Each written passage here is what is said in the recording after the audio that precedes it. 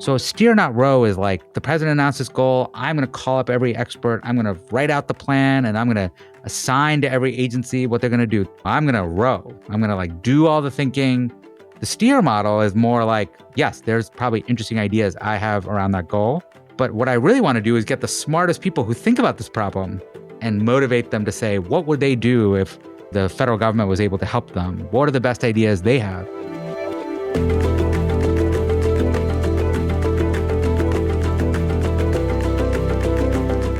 Welcome to The Other 80. I'm Claudia Williams.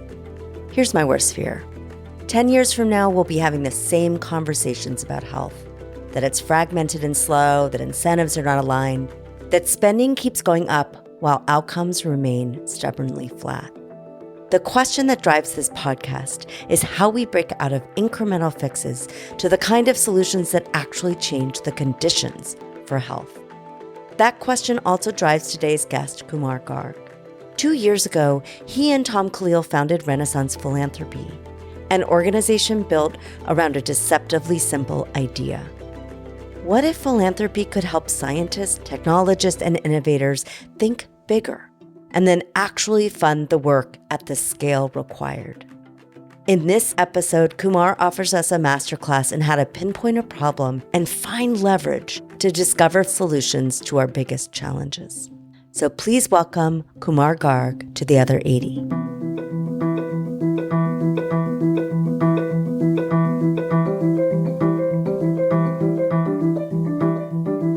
Hi, Kumar. It's so great to have you on the show. Thanks for having me. I'm going to take us back to DC for a minute. You're still in DC, but I'm not. To a story that will link back to a whiteboard. And I was at a dinner party close to the White House, and in walks Tom Kalil, your colleague at the White House. And what was interesting is I knew who Tom was. I was at the White House, but he did not yet know who I was. And so we sat down, had a really interesting conversation about how to accelerate change and environmental, climate kind of related stuff. And then the conversation lulls in a moment towards dessert.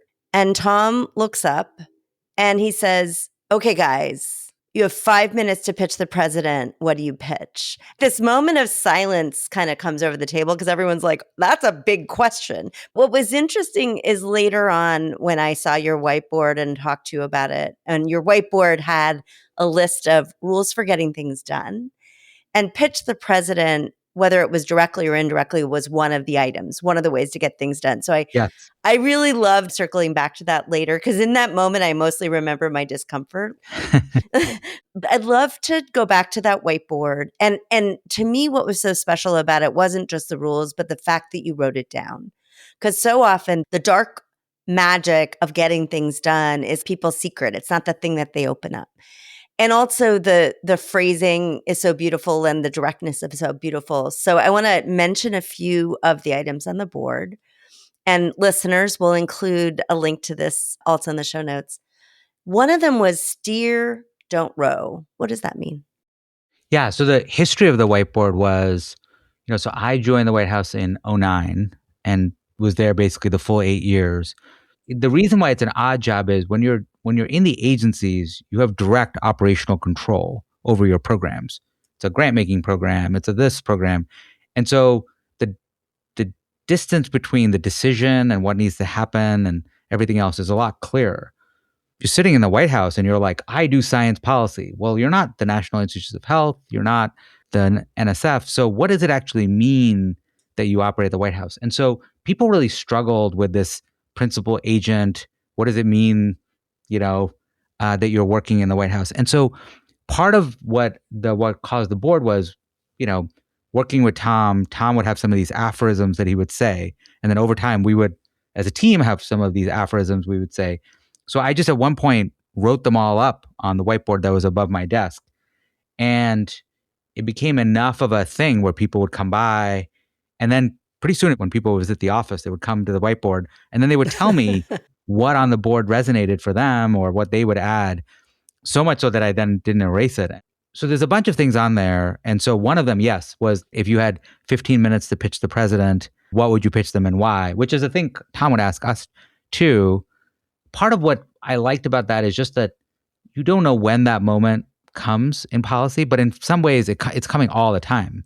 You're randomly talking to a senator and they're like, what do you work on? And yeah, well, what should I be doing on it? And I think sometimes people are given the portfolio view. Like, you have this portfolio. Agriculture is your portfolio. If a key decision maker actually asked you, what could we do? What would you want me to do? And actually posing the question that way. So just a very useful exercise to focus in on what would you give them and why. Steer not row is basically this idea that in some of these policy roles, especially at the senior level, you're kind of drowning. The number of documents and emails that come your way in a given day, it's hard to like sort of fathom. So much so that I remember somebody when they were post White House and they didn't get an email for like 15 minutes and they thought maybe email was down because like they hadn't encountered right. a 15-minute span where you didn't get an email. Clearly something is wrong. And so part of the job is to figure out not just what needs to happen, but what is the thing you need to do to steer the system in that direction versus I'm going to just do everything. And part of that is understanding the role you can play. So for example, I had this experience when I was early in the government where I was working on education, math and science education, and ed tech. So I was interacting with the Department of Education. So I got to know the person both in Domestic Policy Council that did education, but also the person who was working for Arne Duncan, the then Secretary of Education. And so I got to meet their scheduler and chief of staff, the person who controlled Arne's schedule.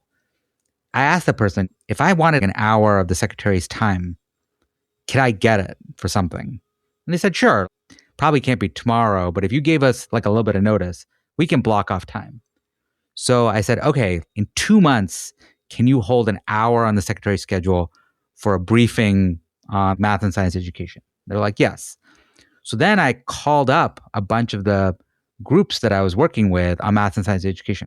You know, we had just put out this report on how would we create 100,000 new math and science teachers in 10 years. There was a group that was very interested in working on that goal.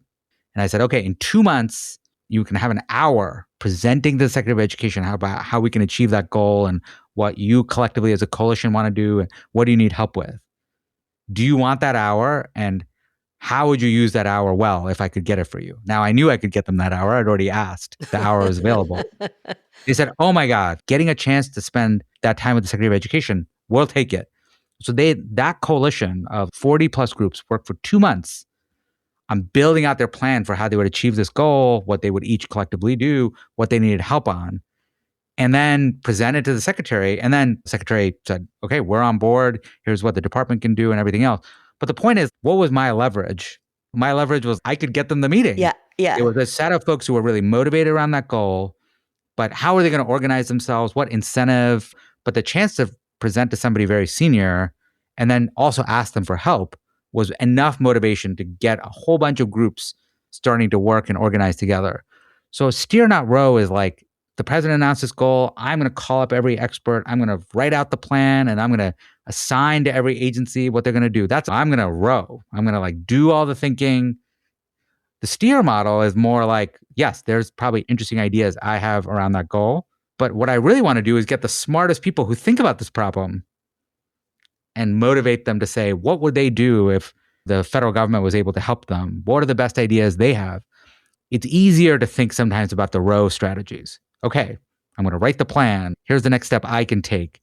How do we steer a bunch of players in the space towards taking on the challenge and getting them to put their energy and insights and everything else towards a problem? It's more subtle, but it has a lot more leverage because they'll have ideas that you didn't have. They have energy. They have the potential to then sustain that. So out of that meeting came a coalition called 100K in 10 that then proceeded to work for the next decade on that goal. So much so that at the 10-year mark, they did a big announcement saying, we achieved the 10-year goal. So you can then set into motion things that are powerful where people are motivated and aligned and are working on that goal. So that was at least one of the ideas that we would try to tell the team, which is don't just look for opportunities to row, look for opportunities to steer. And then also that example reveals one of the other lessons, which is schedule is your friend. You just demonstrated it because you went and got a date on the calendar. And then you're like, oh my gosh, now we have to build up all the things towards that date. And we used to use that a lot was it harder with the president? Because you wouldn't always get firm commitments, but you could get enough commitment that you knew there would be an opportunity to present it or outline the ideas for PCAST or for John Holdren or whoever. People sometimes, when I talk to people, some people I think intuitively understand schedule as your friend, but mostly I think people think like, oh, that just means like you should have a good schedule and a good plan. The thing that you sort of got it exactly, which is it's actually about understanding that there's an implicit calendar that's operating at the most senior levels of government. Like, what is the president doing with their time? What is the secretary doing with their time? And one of the things that they're doing with their time is they're announcing things. And so I used to describe it as like a newspaper editor that's like sweating because like, yes, I put out the paper today, but what are we going to put in the paper tomorrow? Right? It's always there's always the next event, the next announcement. And so for somebody who wants to be a policy entrepreneur, who wants to push new ideas through the system, the fact that at the senior levels of government, there's this pressure to be vigorous, announcing things, coming up with new ideas, it actually creates this healthy pull. Part of the schedule was an effort to say, when you're pushing for new ideas, you should realize that there's this thing that is actually going to help you, if you can leverage it, get traction on your ideas, which is this hidden schedule and imperative that the people around have to be like, what is the secretary going to announce when they show up in front of these teachers? What's the president going to announce when they give their speech on Veterans Day? So I remember I did this with Todd Park, where Todd was working on open data. Let's just start thinking out loud about what this open data executive order is going to accomplish. What are the kind of use cases that if we did this? And they were like, well, there's health data and there's weather data and all this stuff. And I said, okay, so there's a class of users, whether farmers, entrepreneurs, and others who are going to use this. The president's team is doing this huge Main Street tour where the president is going out there and meeting with business owners and talking about how we build the America of tomorrow. What are the emerging companies? He's got a scheduled visit to Austin. Let's find an accelerator that has amazing startups. I'm sure among the 50 startups, we can find somebody who's using open data. It's not like it changed the substance a huge amount. It's that instead of some dry, today the president signed an executive order, it's like, oh, the way we got that over the line is we put it in the context of something that actually looks like a visual, which is the president talking to a business owner, a startup entrepreneur, about what they're building and why, and how the government's investments are actually part of that story. That story also points to a key step in any environment, which is really thinking about your organizational superpowers. But I think that's not just true at the White House. It's true in every environment where there's assets that are so part of the DNA, you don't even recognize you have them. I've been thinking about this a lot at UC Berkeley. One of the assets we bring is this idea that we can take on really big things. That's believable. That may not be believable from every university, and we can do it in really groundbreaking ways, and we can bring together disciplines. It becomes a whole narrative about how change happens and the role of the university. But I think people are so accustomed to it that they don't notice it as something that could actually be elevated or used, or that people want to be a part of that, or that that's a way to generate more energy somewhere else. We often think of it as the control layers, not the influence layers. And the influence layers are manifestly more scalable than the control layers, almost no matter how big your team is. Yeah, I mean, I think one of the things I would just tell people is it is harder, but also more interesting to think about, this is the problem I'm trying to solve versus this is my like jurisdictional boundary. If you work at the Department of Education, you might work for the post-secondary division, and your actual remit at the program level is, I run this program that gives out a $20 million worth of grants every year. And we run an annual competition and we do a PI meeting and et cetera, et cetera. That's my remit. But the actual problem you're trying to solve is post-secondary success. How do we help more people from different backgrounds, both not just go to college, but complete college and go into successful jobs? You might then say, okay, well, we have a bunch of people starting college who are dropping out. And how do we work on that? yes, one of the ways you're doing that is through the grant program you're running. But you might say, well, actually, we're finding that some of our grantees are doing this really interesting work around student services that is really keeping people on track by giving them transportation support or giving them some other additional benefit. We should really push that out to all of our university partners. So let's host a summit of university leaders and really talk about which practices we're seeing in the work that have a big impact on keeping people on track. Maybe the Office of Public Engagement wants to invite some of the governors that might care about this topic. So once you start to think about it at the problem level, you both can think wider than what is the specific program you own, but it also creates, opportunities for thinking about what are smart ways on the steering side you can steer the work of others. Let's take this conversation into the current Kumar focus, still with Tom, which is Renaissance Philanthropy. And I think it demonstrates in a beautiful way some of the threads that you've already been pulling on. Can you describe for our audience what Renaissance Philanthropy is and what your thesis is, what you're trying to prove in the world? Sure. Yeah. So Renaissance Philanthropy is 2 years old. It's a relatively young organization. It's framed around a very, basic idea, which is how do we help scientists, technologists, innovators be more ambitious?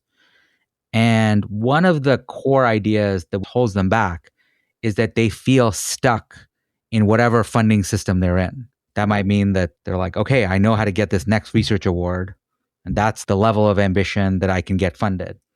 Our view is that actually there's a lot more capacity to design big if true ideas where it might require a much larger amount of capital to go after that idea. But it requires upfront work to actually say, here's the thing that we can accomplish in a 5-year time frame. Here's the capital that it needs. And then to go out to, in our case, to go to donors and then raise the money from those donors. And the reason why we like this model is that there's currently this sort of mismatch where often, we're living through a period where there are now a growing number of wealth holders. Their giving rates, have not kept up with the wealth increase. Often when you interview them, they often say the same sort of challenges of giving that anybody has. They'll say, either busy with work, busy with family, or I'm not coming across these ideas in my day-to-day work. And so I'll probably do it later when I'm like, I have more time, when I'm retired. Part of what Renaissance philosophy is actually, instead of that third box being later, we can actually continue to innovate on new vehicles that help donors that don't want to necessarily keep growing their staff or just write a capital gift that's more infrastructure oriented to a university. What option do they have? And so the idea that we created at Renaissance is what we call a thesis-driven philanthropic fund. It's a fund that has a thesis, like we think we can make significant progress on a particular technical area. We can make geologic hydrogen a 2030s technology by funding a bunch of the key capability gaps, subsurface maps, what are going to be the early wells, a bunch of other areas of technical risk. We can fund all that such that industry might want to then rush in and invest into the technology at the end and, as an investment area. So each fund has a technical thesis that is trying to accomplish within 3 to 5 years. It has a technical leader. And then we go out to donors and we almost treat them like LPs, the way you would raise an investment fund, where they're then capitalizing the fund and then allowing the fund leader to sort of operate. So, one way we sort of stylize it is like the ARPA for philanthropy, where just like a DARPA program has a PM, it has a thesis that got approved, and then it's got a capital stack, and then you're seeding new organizations, you're creating new ones, you're doing challenges, you're doing coordinated R&D, you're doing all the things to try to achieve the goal. We just sort of do that using philanthropic capital, but with the sort of intentionality. And what we found is it can be a compelling way to have more of that denominator move into the numerator, which is helping donors who are interested in technical topics, but don't have the in-house capacity to actually bet on those technical topics. And so we do that across a range of things like energy and climate, AI, economic social mobility, global development, human health, but always with this, can we design a tight thesis on the topic? One of the attributes of that also is that it's time limited. So you might have a 3-year, 5-year investment horizon, like a fund would be. You're not building a foundation team where then at the end of 10 years, if you're like, oh, that was the wrong hypothesis, let's switch. Now you have a team that's lined up for what you were doing before, and it makes it hard to pivot or switch or learn as you go because you've already built capacity that's lined up in one direction. So the advantage of a time-bound thesis is that, one, we give, as long as we raise the capital up front, the program lead, the fund lead has the assurance that they actually have the time to actually execute the thesis. They're not going to get the rug pulled. Then at the end of the 5 years, they're done. They could raise a new fund. And so it also means that they have the freedom to go off and do something else. And this is, I think, the real attribute. We have to develop a plan for when the fund is done. What happens? Is it that a policy change has happened? Is it that we have de-risked the technology such that now industry and investors are rushing in? Is it that we've made open source tools and then we've released the repos and people are using them? Because the fund is done. So what's going to be the thing that carries on to the future that made the investment worth it? We find both it's easier to raise money when you're time bound. And then second is it answers this question that you should be able to answer, which is money is not forever money. Most programs end. You should design for that. And I think if you've really focused on de-risking other capital, especially private sector capital, but also government or policy change that could create opportunity, then the explicit goal is that you've achieved that goal, that you've actually opened up new possibilities, but either because collectively different experiments show that something's possible, which then makes it investable, or because you've shifted the policy conversation such that the bigger policy change, not the experiments, can happen. One of my questions to you was understanding that the incentives and structures in academia are very different. Yet, how could that strategy inform how we go about either the work of traditional research or the work like what I do, which is more the impact side of research? Like, how do we actually turn these scientific discoveries into something meaningful for people's lives? So I'm just curious, if you were advising me as social impact officer at the USC Berkeley School of Public Health, how could these strategies be useful to us? One thread to pull on is I just think actually taking an individual idea that you all might be working on and then saying, what is the field level impact we are trying to achieve? What is the amount of capital we would need to actually achieve it? And then if we're going to then be done, it's now out there in the world, what would that look like? If there's some research insight that you're like, this research insight is really important and we really want this to be everywhere. So for example, research shows that students' learning outcomes substantially improve when the air that they're operating in schools is cleaner. There's a bunch of research on this. So you might say, oh, this is we keep replicating this result.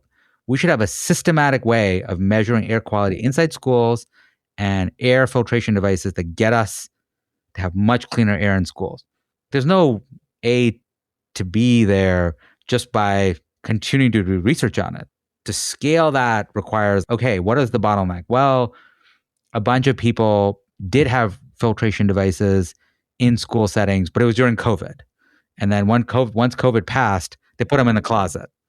Okay, let's go school by school and say, you probably have stuff sitting in the closet. You should turn it back on because learning outcomes will go up.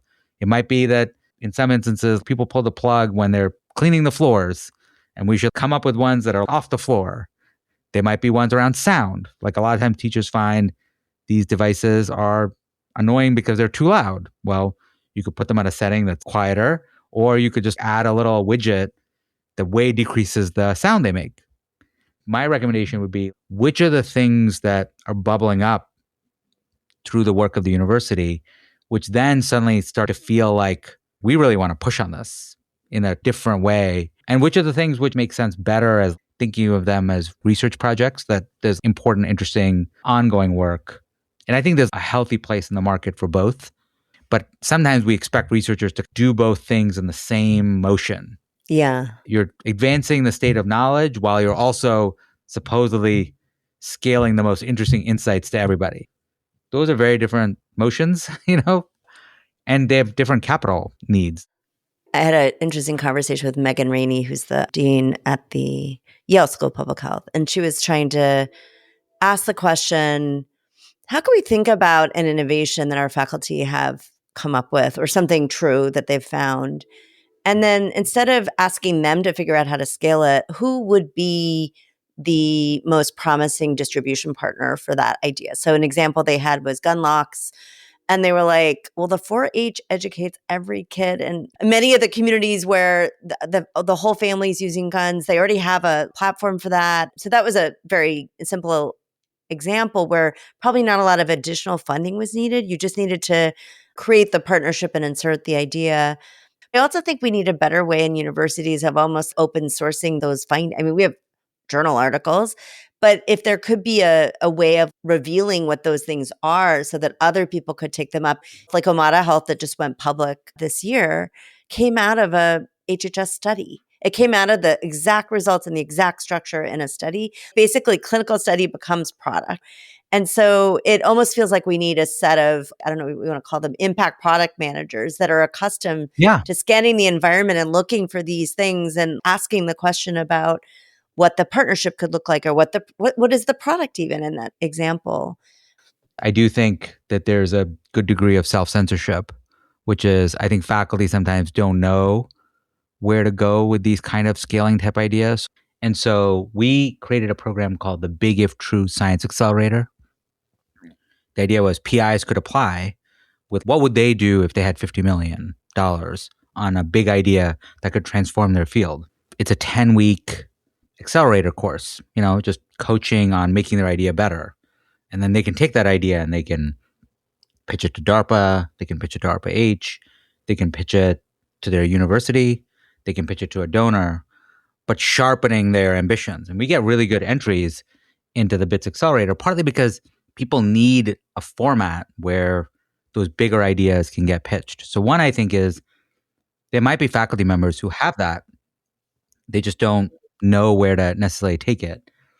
I think a second one, I like the impact product idea, which is that I encounter ambitious faculty members all the time who kind of don't know what to do with.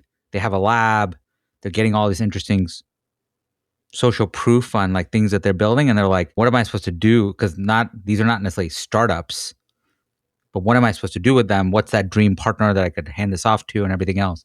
Potentially open sourcing it and building the running menu of things that are happening on a campus that people are excited about. So then folks at the business school could be like, "Ooh, that could be a thing," or philanthropists could discover it more easily, or some subset of them, somebody could look at and be like, "Oh, you know, the equivalent of 4-H could say, "Oh, let me look at what all they're working on.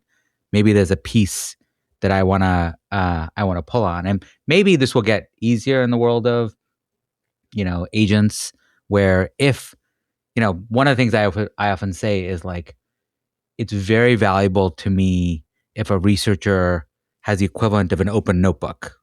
These are all the ideas. I'm not even working on all these ideas, but these are all the ideas I'm sort of thinking about that I think should happen.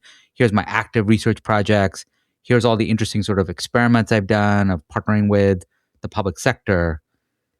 Currently they usually have a CV, but like if they had their notebook of I like, love that. then, like if let's say a bunch of them had that, you can imagine then like sending an agent out and being like, read people's open notebooks and come back with who are researchers who are doing interesting stuff of what would improve outcomes in schools. And then they're like, well, actually, here's this interesting idea that was in this person's notebook. It would be a way to discover people's work that would be a little bit easier. And then we're thinking about how AI will intersect with philanthropy, but potentially one of the big opportunities will be this wide search. But right now, I don't know where the wide search. What if the agent, if I unleashed an agent and I said, go read X and then come back to me as to what are all the interesting ideas happening on this campus that could be relevant to our next BITS cohort, or that we should invite to apply, or could be relevant to one of our programs or something else. It's just interesting to me that the circles we run in and how permeable or impermeable those boundaries are and how the ideas flow. For a while, Twitter was so awesome and such a Right. great place to discover new things. And then it kind of crashed. And then LinkedIn was good for a while. And now we have AI. And so I also think just the channels are sort of broken right now. You've been operating for 2 years with these amazing theses. What would you say is one thing that's really proved true and something else that maybe you're rethinking based on what you've learned?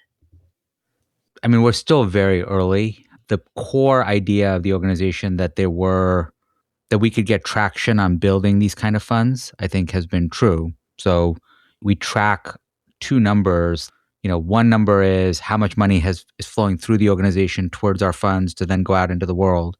And we're, north of 200 million already on that number. And we track another number, which is money we've influenced, where it's not flowing through us, but we've talked to somebody and given them an idea and then they've acted on it directly. And that number is also north of 200. So one is just early sort of social proof that this model of helping scientists both be more ambitious, but then also getting resources towards that, I think is working. The quality of ideas is also very strong. So we did a open call for how could we accelerate math research using AI. The quality of proposals was so high that our donor partner actually doubled the funding. So instead of giving out $9 million of funding towards awards, we gave out 18. We're seeing kernels of things are working. So one of our AI and education programs focuses on, can we improve middle school math outcomes, leveraging advanced technologies like AI? And so that program is basically trying to replicate the 2012 JPAL result of doubling the rate of middle school math learning using high dosage tutoring. And, that 2012 result was $4,000 per kid, which is hard to scale. So the goal of the program was, can we do it for under $1,000 per kid? And we've got multiple teams in that program, the Learning Engineering Virtual Institute, that are on track to potentially achieve the goal. So, show the doubling result and be able to do it at under $1,000 per kid. Some of them are even under $500 per kid. So, that ends up being true. I think that would be like a pretty positive result that then school districts and others could then potentially look to and adopt. So we're getting some really interesting programmatic results. We're certainly getting a lot of quality in the ideas that we're getting, and then good sort of early traction on the, can we attract resources? Clearly, part of your platform is really directed to high net worth individuals who maybe haven't been putting money into traditional philanthropy. But another part is philanthropy itself and existing organizations. And there was an interesting article yesterday in Time magazine focused on the risk aversion of many foundations, not all, but many, and how that plays out in difficulty engaging in bold investing, I think, in new ideas. And I'm curious if you've learned anything about either the source of that or how organizations might lean into trying to shift that. I don't have strong views on the kind of risk framing, because I think people are like, how do we make people more ambitious and more, more less risk averse versus more risk averse?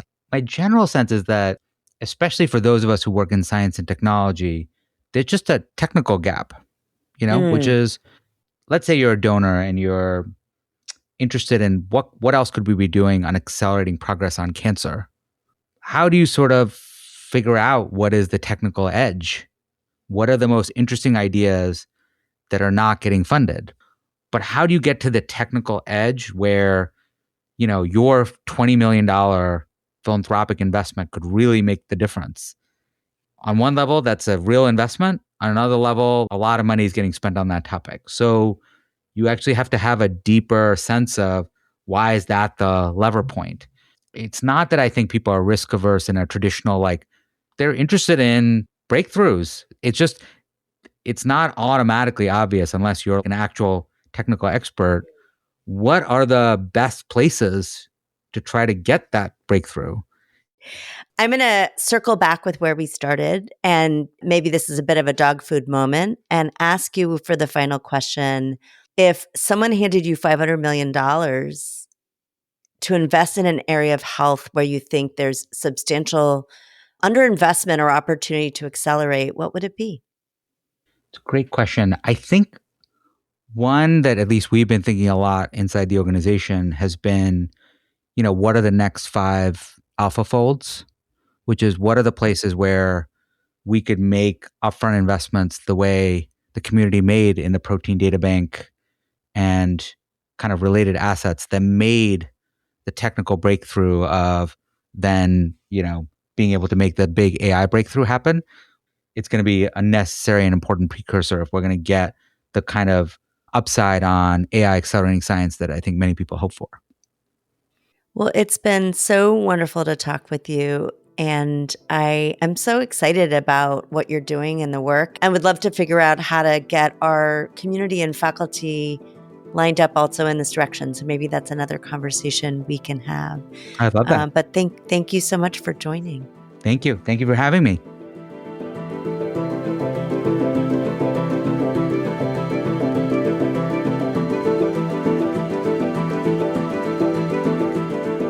I left this conversation thinking a lot about Kumar's operating rule. Steer, don't row. This doesn't mean management in the traditional sense. It means how can you use your energy to unlock new possibilities? How can you create new markets, like Jim Kim did with advanced market commitments for TB drugs? Or what about a discovery that makes a whole lot of other discoveries possible, like the next AlphaFold for science? Because we do not lack smart people. We do not lack evidence. We do not lack pilots. We do not even lack money exactly. What we often lack is the machinery and strategies that turn insight and discovery into momentum and scale. This podcast was created by me, Claudia Williams. My podcast producer is Avery Moore-Kloss. Check out the show notes for more information on Kumar Garg and Renaissance Philanthropy. There is more information on my background, this podcast, and our guests on our website, www.theother80.com. Until next time, I'm Claudia Williams.